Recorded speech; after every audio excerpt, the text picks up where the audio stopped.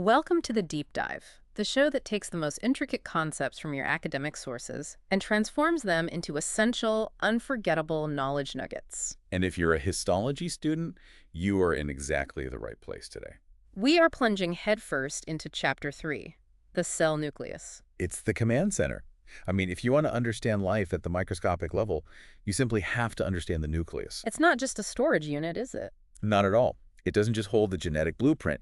It actively manages every single stage of that blueprint's life cycle, from storage and transcription to replication and eventually controlled demolition. So our mission today is really to follow that blueprint story from, start to finish. Right. We'll begin with the static structures, the walls, and the filing system, so to speak. And then we'll transition into the utterly dynamic processes. The rigorous cell cycle, the ballet of mitosis and meiosis, and then finally the really diverse ways cells handle renewal and ultimately death. It's a dense journey, but it's absolutely fundamental. We're going to make sure that by the time we're done, you have the concepts, the key terms, and the clinical connections you need to feel really confident with this material. Okay, let's unpack this.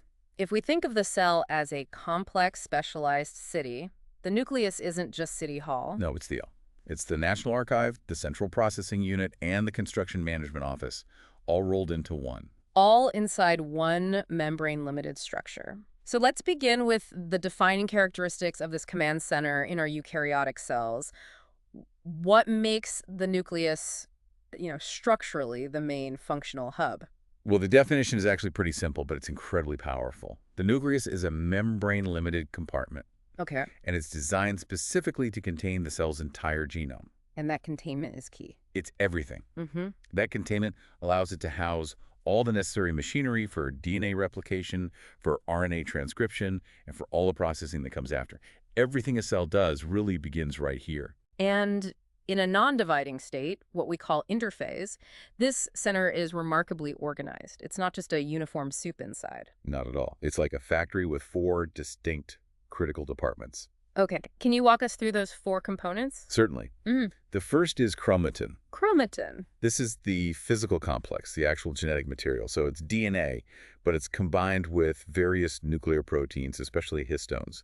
It is the packaging of the blueprint itself. And that packaging determines if the genes can even be read. Exactly. It dictates whether genes are accessible or completely silenced. All right, so that's department 1. The second, and often the most visually prominent, is the nucleolus. That's the ribosome factory. It's a small, and this is important, non-membranous area. It's kind of a temporary assembly site devoted entirely to making ribosomal RNA or rRNA. And it does more than just assembly. Yes, it's also involved in regulating key cell cycle proteins. It's a real hub of activity. Okay, component 3. This would be the exterior walls and the security system. The nuclear envelope. This is the critical double membrane system that defines the border between the nucleus and the cytoplasm. And it's perforated by these specialized gateways, the nuclear pores, which we will definitely talk about in more detail. And finally, there's the liquid medium inside, the working space, which I think has been historically underestimated. That's the nucleoplasm. Yeah. You can define it as basically all the nuclear content that isn't chromatin or the nucleolus. And it's not just filler material. Absolutely not. Historically, people thought it was amorphous, just water. But now we know it's a highly organized, dynamic, biochemical environment. It's packed with proteins, metabolites, and active gene machinery. It's anything but simple filler. Let's focus a bit more on the architecture of that nuclear envelope. If we were to look at a diagram, say like figure 3.1 in the text, we'd see that inner and outer membrane structure. That diagram is key. You see the 2 membranes, and they're physically separated by a space. That's called the perinuclear cisternal space. And here's where it gets really interesting. It's integration with the rest of the cell. Exactly. The outer nuclear membrane isn't an island. It's structurally and physically continuous with the rough-surfaced endoplasmic reticulum, the RER. So not just a neighbor, it's literally part of the same system. It is. It's often studded with ribosomes, and that perinuclear space is continuous with the lumen of the RER. But the inner membrane is different. Very different. It doesn't have ribosomes. Instead, it's reinforced on the inside by something called the nuclear lamina, which gives it its unique structure and rigidity. Okay, before we move deeper inside the nucleus, let's pause on a really crucial clinical point. The chapter makes it clear that pathologists rely heavily on looking at the nucleus, especially to figure out if a cell is dying. Oh, absolutely. What are the 3 classic nuclear changes they look for in dying cells? These 3 terms, Karyolysis, Mitosis, and karyophysis Yeah. they're cornerstones of pathology. They tell you exactly what's happening to the DNA when a cell is compromised. Okay, let's start with the first one, karyolysis. Karyolysis literally means nuclear dissolution. So it's the complete disappearance of the nuclear material. It just vanishes. It looks like it. What's happening is that the cellular distress has caused a massive increase in DNase activity, which is an enzyme that just chews up DNA. It digests the DNA until it's completely undetectable. The nucleus just fades away. Then you have the opposite, a dramatic shrinkage, which is called meiosis. Right. With meiosis, you see extreme chromatin condensation. The nucleus shrinks down into this dense, dark, almost black basophilic mass. That intense staining is a visually unmistakable sign that the cell is in deep trouble heading toward death. And what often follows that shrinkage? Karyophysis, which means nuclear fragmentation. The pinotic nucleus literally shatters. It breaks apart into smaller, irregular, dense pieces. Pathologists use the presence and, the sequence of these changes to tell different types of cell death apart. It's critical for diagnosing things like cancer or evaluating tissue injury. Now we move to the absolute heart of the matter, chromatin. We said it's responsible for the nucleus's basophilia. So if you're using a basic dye, why does the chromatin pick up that stain so intensely? That basophilia comes directly from the DNA itself. Chromatin is DNA complexed with protein, right? Right. The DNA backbone is just loaded with negatively charged phosphate groups. So these negative charges readily bind to the positive charge of basic dyes, like hematoxylin. And that results in that characteristic intense dark staining. Here's the mind-bending reality check.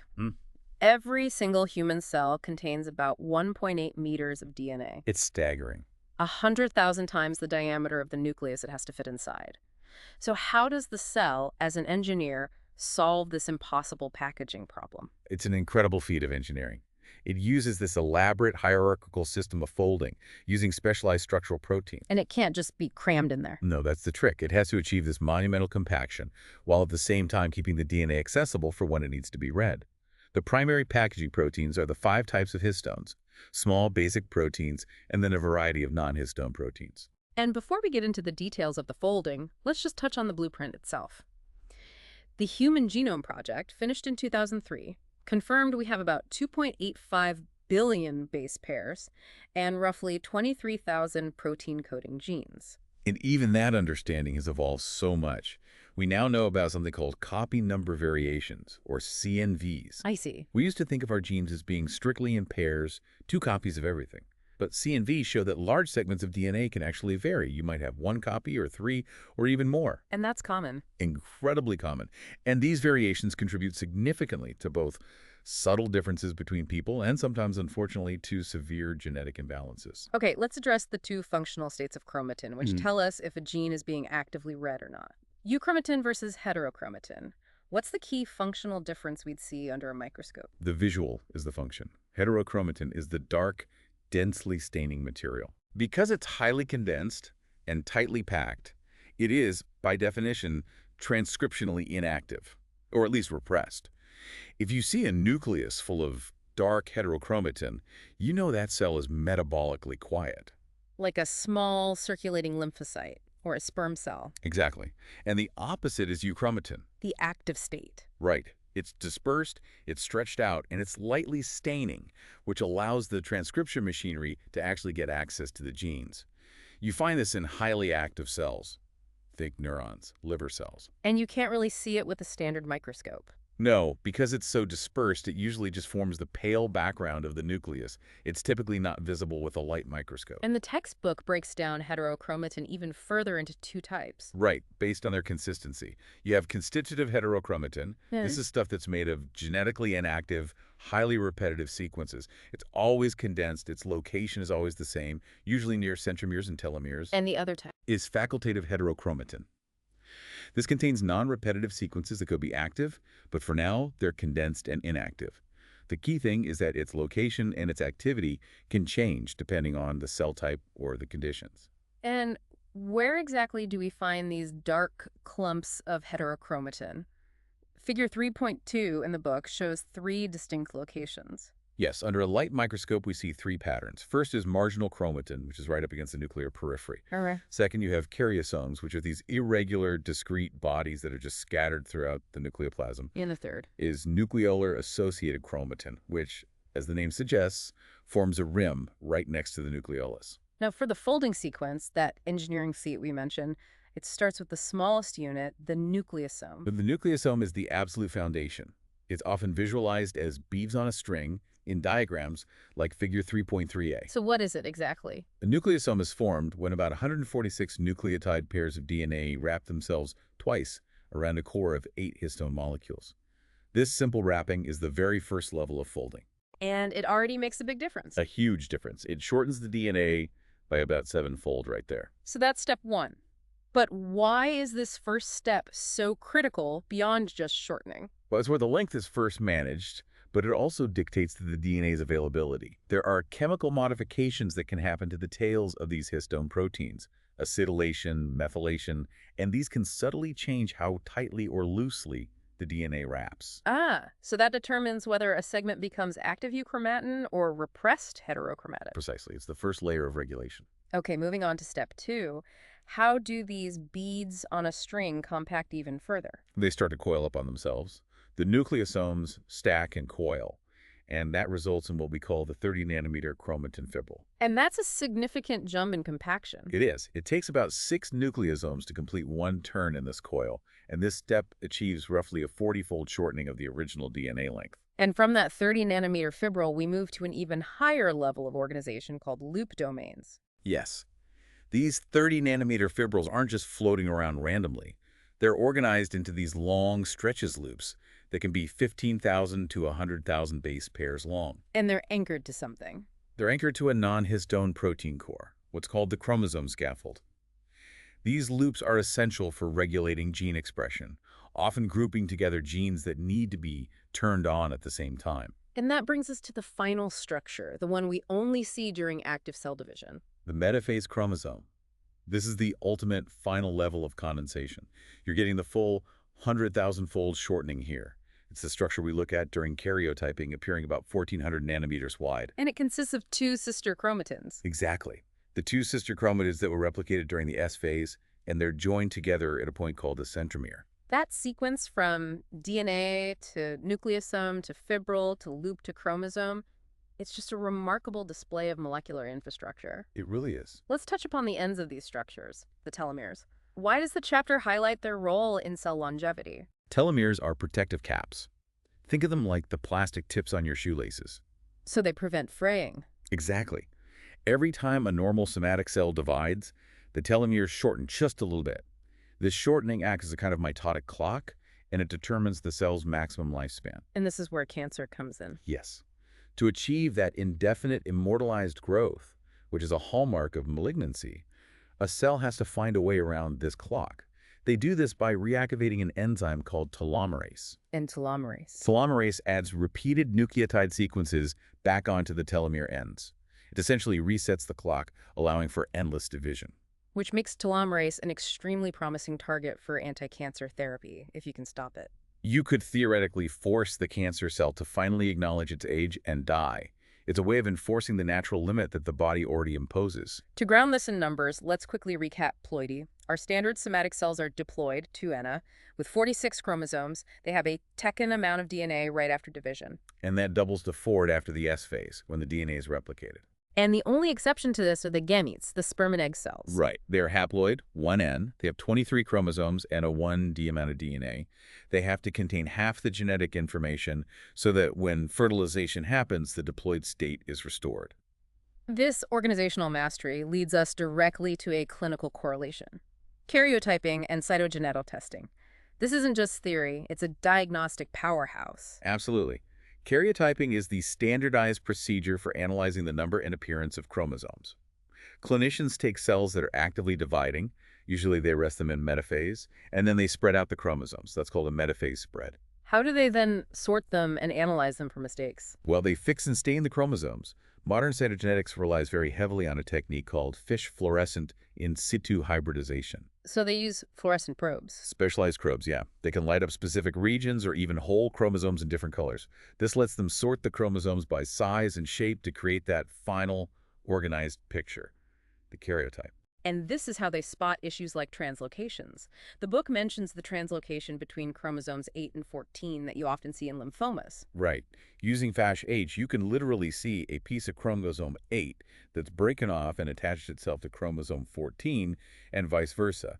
It just lights up the mistake in the blueprint's filing system. They also mention the deletion on chromosome 15 linked to Prader-Willi-Engelmann syndrome. Exactly. Cytogeneticists use a probe that's specific to that region. So if one of the two copies of chromosome 15 is missing that fluorescent signal, they've diagnosed the deletion. It's an incredible visual confirmation of a genetic mistake. Before we leave chromatin, let's circle back to facultative heterochromatin with the classic example, the bar body. The bar body is probably the most famous example of facultative heterochromatin in action. In female cells, which are 46XX, one of the two X chromosomes has to be transcriptionally silenced. To balance the gene dosage with males who are 46XY. Precisely. So this preppant X chromosome condenses very tightly into heterochromatin, and that's the bar body. How does a histologist actually see this? In cells like the epithelial cells from your cheek, it often shows up as a small, dense, well-stained body right up against the nuclear envelope. And there's an even more specific example. Yes, in circulating neutrophils, it often forms this distinct drumstick-shaped appendage on one of the nuclear lobes.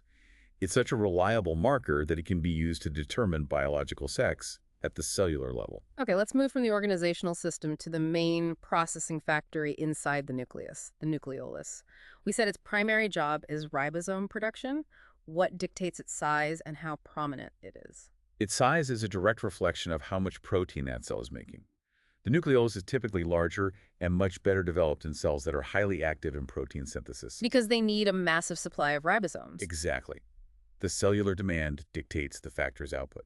When you look at its structure with an electron microscope, like in figure 3.5, you can see 3 distinct regions, even though it doesn't have a membrane. Right, and these 3 regions basically map out the workflow of ribosome assembly. You start with the fibrillar centers, or FC.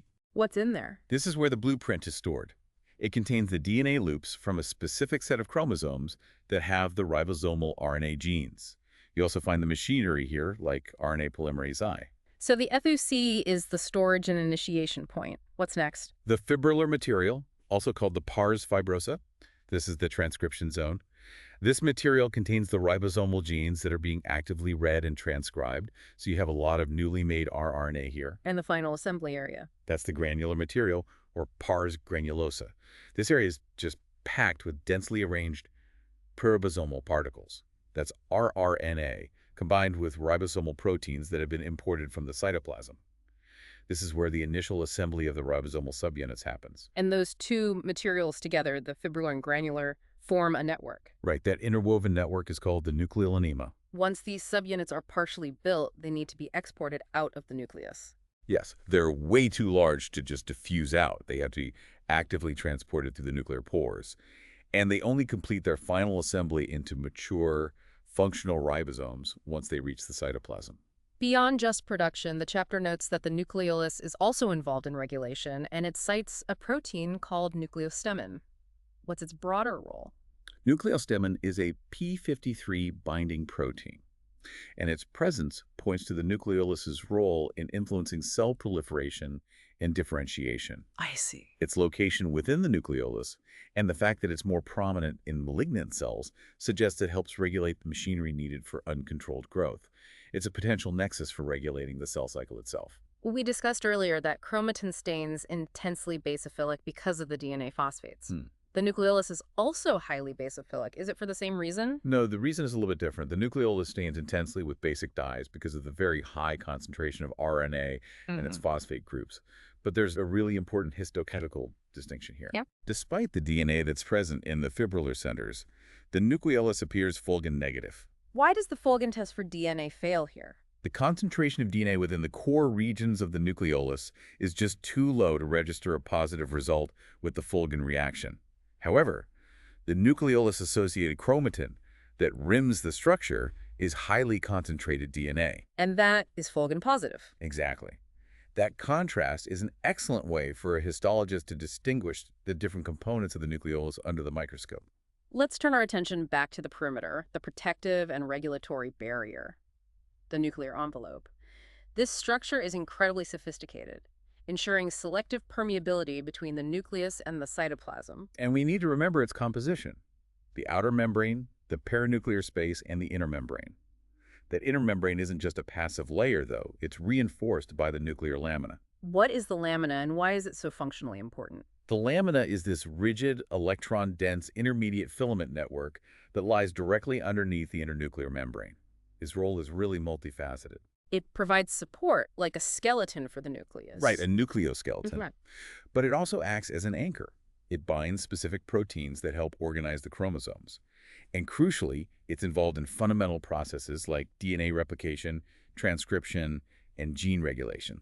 If we could visualize that lattice-like structure in figure 3.6b, what specific filaments form this rigid meshwork? They are specialized intermediate filaments called nuclear lamins, specifically lamin A, B, and C. They form this really robust orthogonal lattice. What's so fascinating about them, though, is their dynamic capability. Unlike the static filaments in the cytoplasm. Exactly. Lamins have to completely disassemble during mitosis so the nucleus can break down. They do this very rapidly through phosphorylation. And then they have to reassemble just as quickly. Right. During telophase, they rapidly reform the nuclear envelopes of the two new daughter cells via dephosphorylation. This assembly and disassembly has to be perfectly timed. And defects in this timing or structure lead to significant diseases, the laminopathies. These are devastating genetic diseases tied to defects in lamins or their receptors.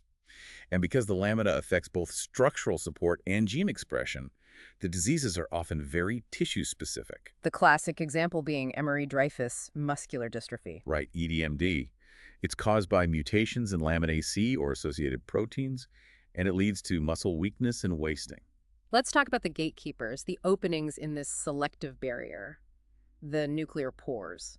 The pores are physical openings, usually about 70 to 80 nanometers wide, and they're formed where the inner and outer membranes merge. Under an electron microscope, you can sometimes see a central plug transporter in the middle. Which is probably something caught in transit. That's the idea. It's thought to be large proteins or ribosomal subunits caught mid-passage. But the functional unit isn't the hole itself, it's the massive machine assembled there, the nuclear pore complex, or NPC. This thing is huge, around 125 megadaltons. It's one of the largest protein complexes in the entire cell. It's formed by 8 symmetrical protein subunits called nucleoporins, or NIP proteins, and they're arranged in this cylinder-like octagonal framework.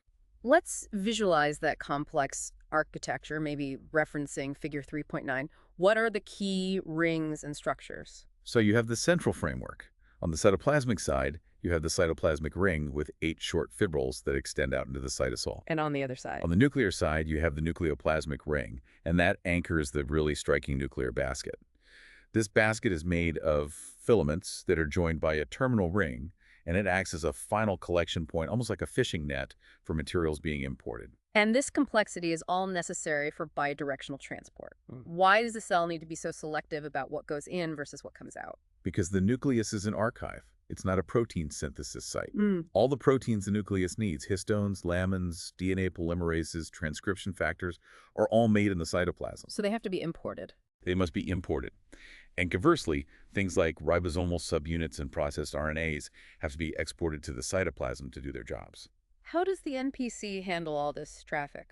Well, it depends on the size of the cargo. Small molecules, ions, water-soluble metabolites, things less than 9 daltons, they could just diffuse freely through water-filled channels. It's nonspecific. But the big macromolecules need active transport and sort of an ID badge. Yes, for large molecules, it's highly regulated and requires energy in the form of GTP.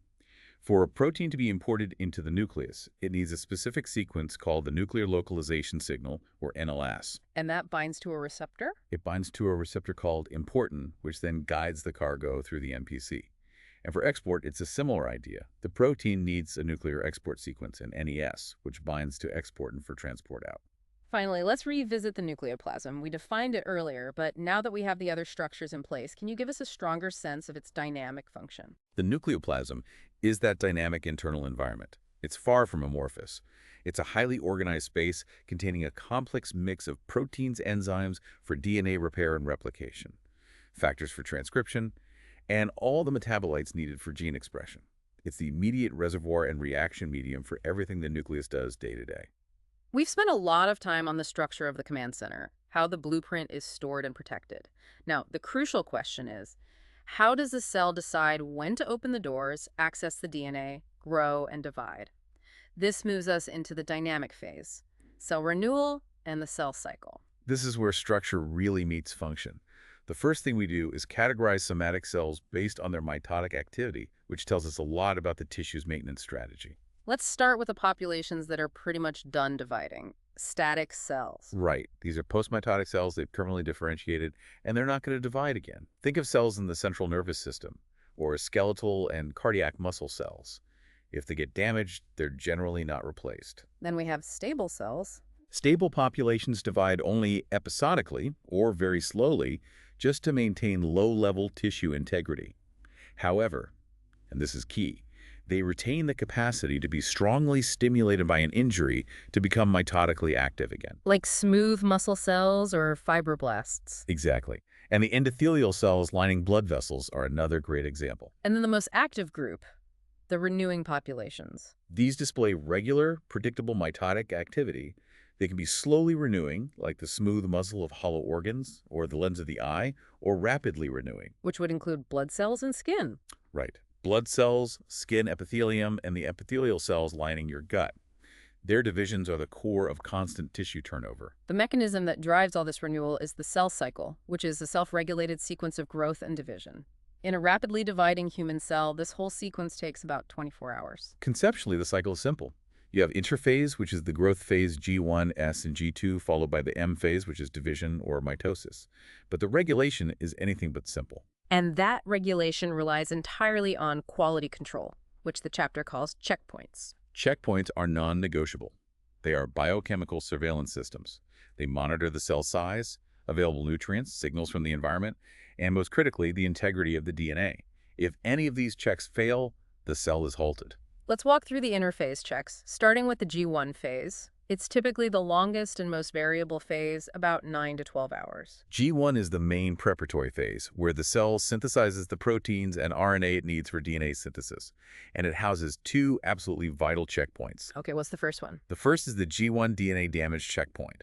This uses the famous tumor suppressor protein, p53, to monitor the DNA. If damage is found, p53 arrests the cycle. If the damage is too severe to be repaired, it will trigger apoptosis. And the second checkpoint in G1 is the most crucial decision point in the entire life of the cell. The restriction checkpoint. This is the point of no return. Once the cell commits and passes this point, it is destined to divide. There's no turning back. None. This checkpoint is highly sensitive to external signals and cell size. It's what determines if the cell will enter the S phase to replicate its DNA, or if it will retire from the cycle into the G0 phase, often undergoing terminal differentiation.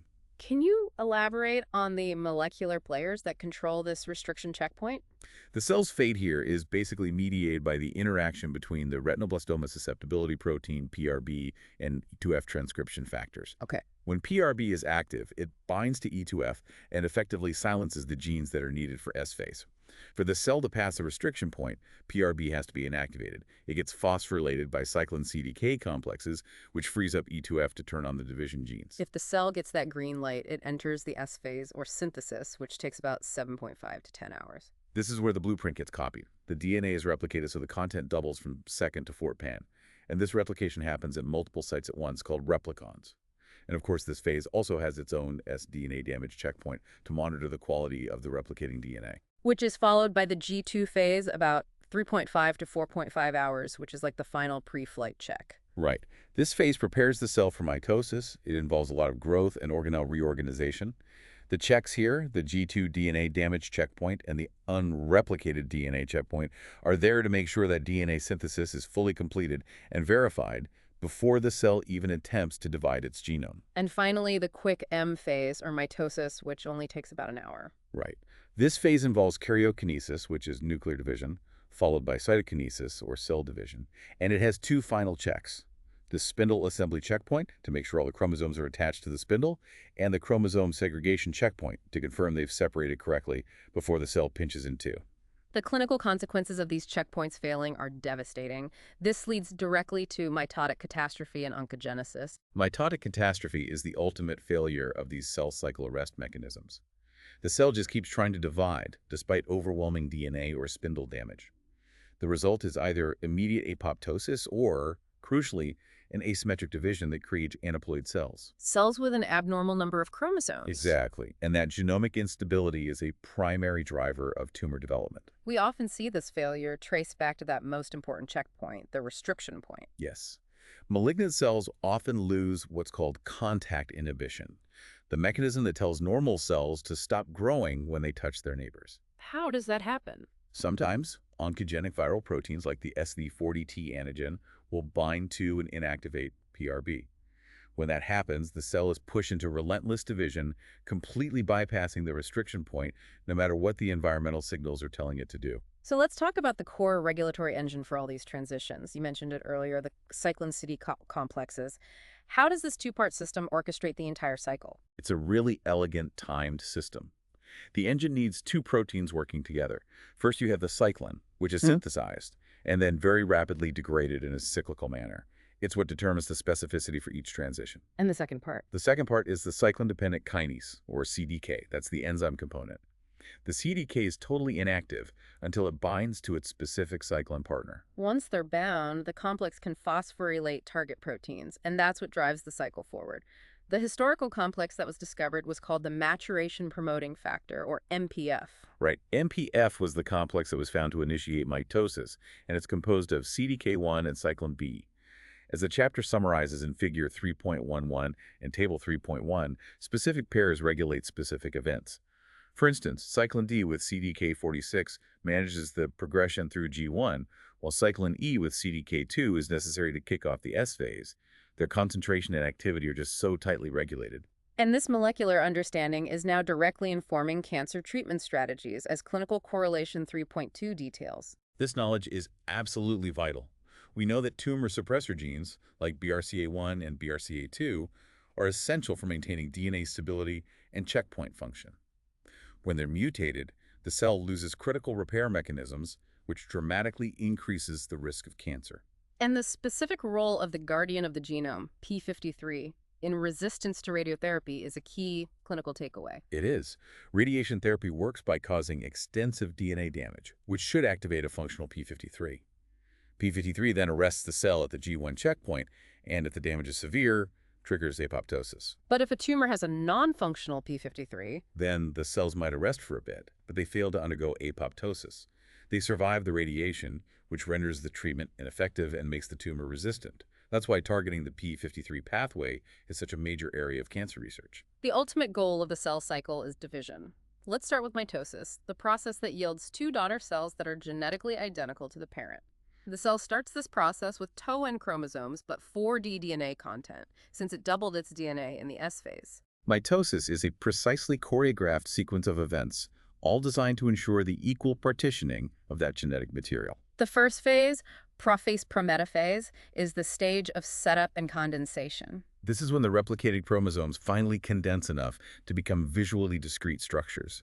Each one is composed of two sister chromatids, and they're held together by specialized proteins called cohesins at the centromere. And the nucleus itself starts to break down. Right. The nuclear envelope disintegrates into vesicles, and the nucleolus disappears. Crucially, on each chromatid, a protein complex called the kinetochore is assembled. That's going to be the attachment site for the spindle microtubules. Next up is metaphase, where everything aligns.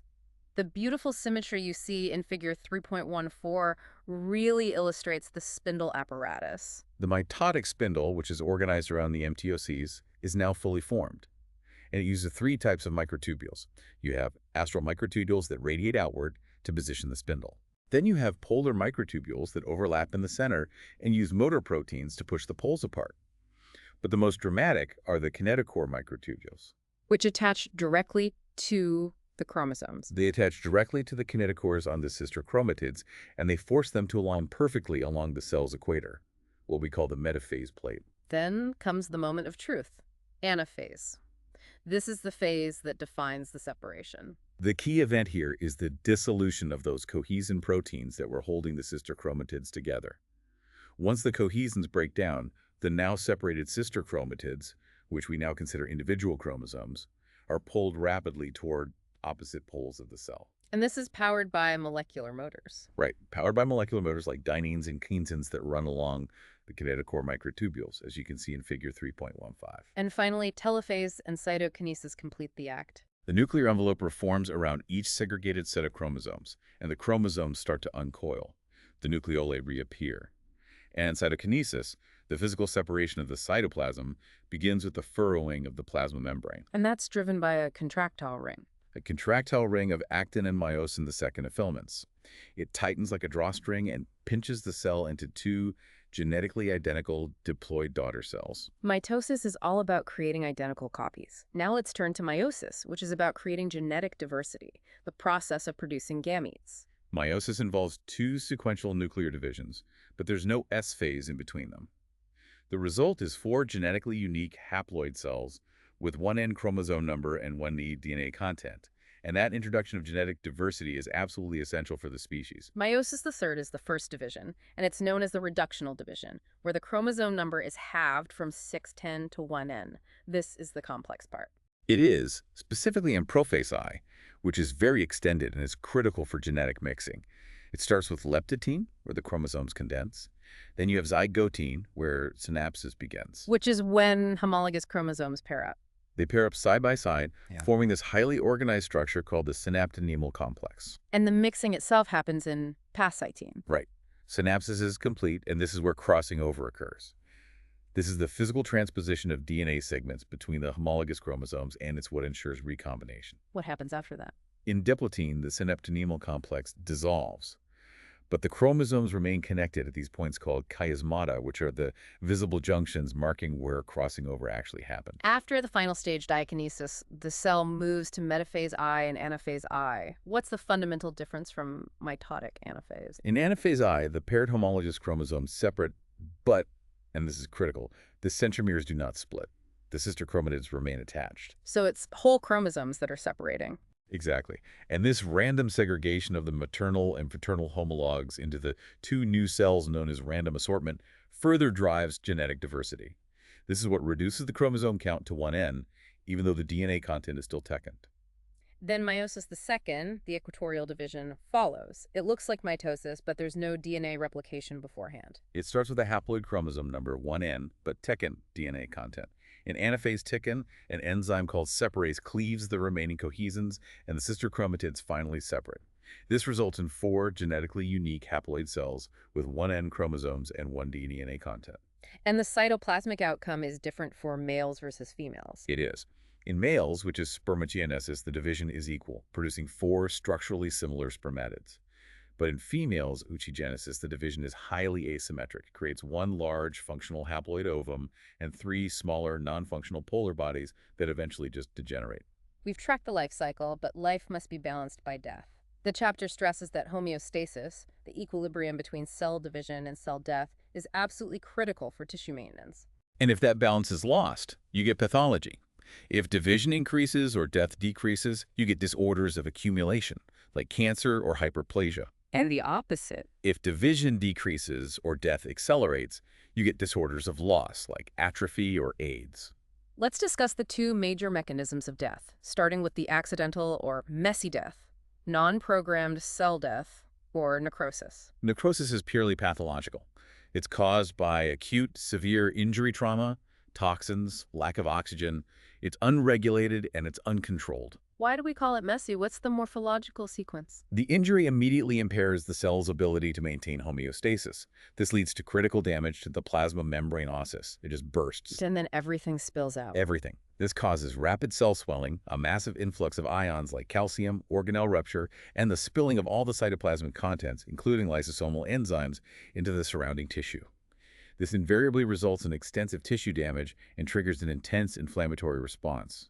Now let's contrast that with the controlled physiological suicide, programmed apoptotic cell death, or apoptosis. Apoptosis is elegant. It's a tightly controlled program designed to eliminate cells that are unnecessary or damaged, like during embryonic development or follicular atresia.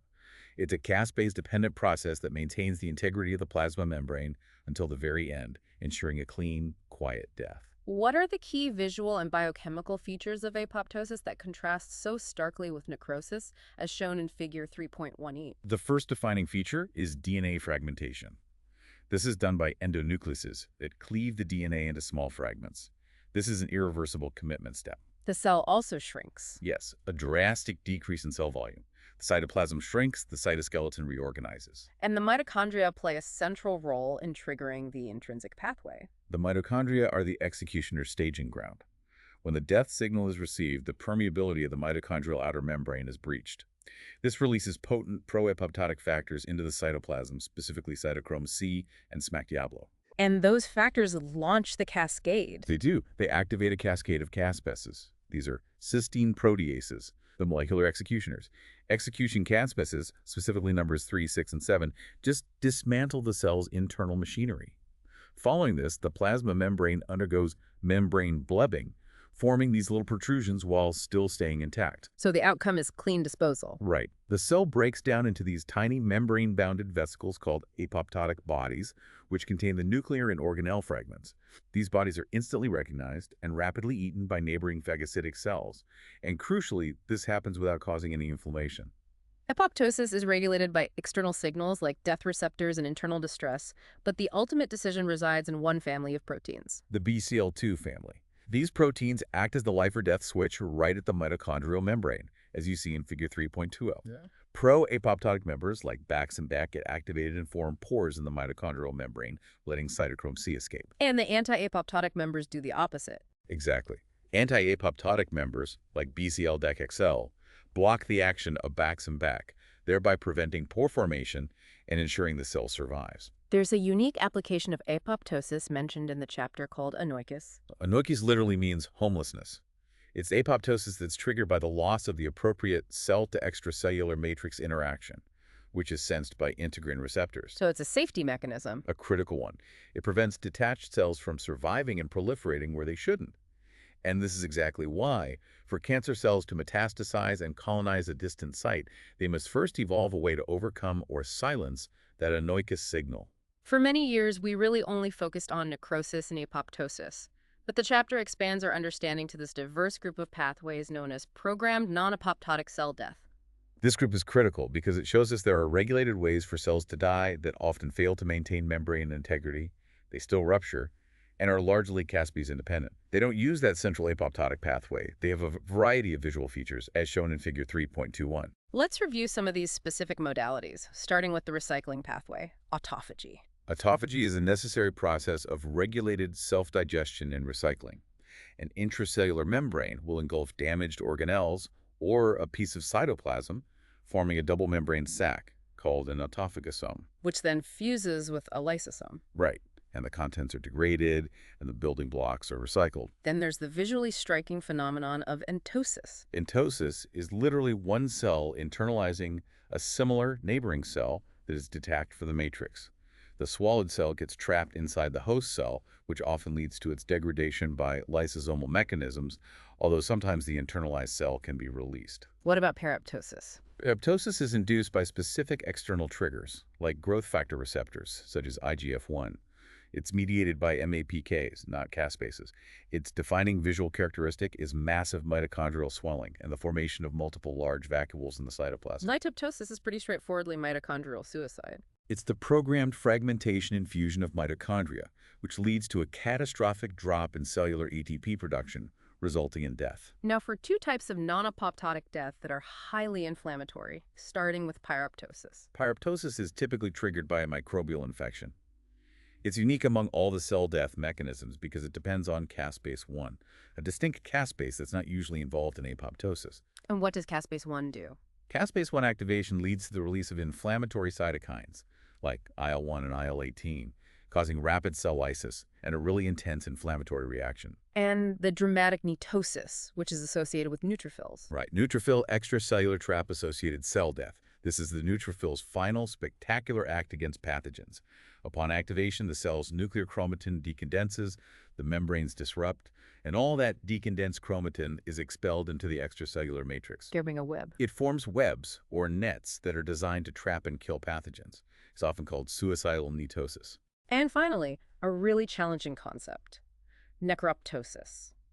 How can a death be regulated but look exactly like accidental necrosis? That's the core paradox.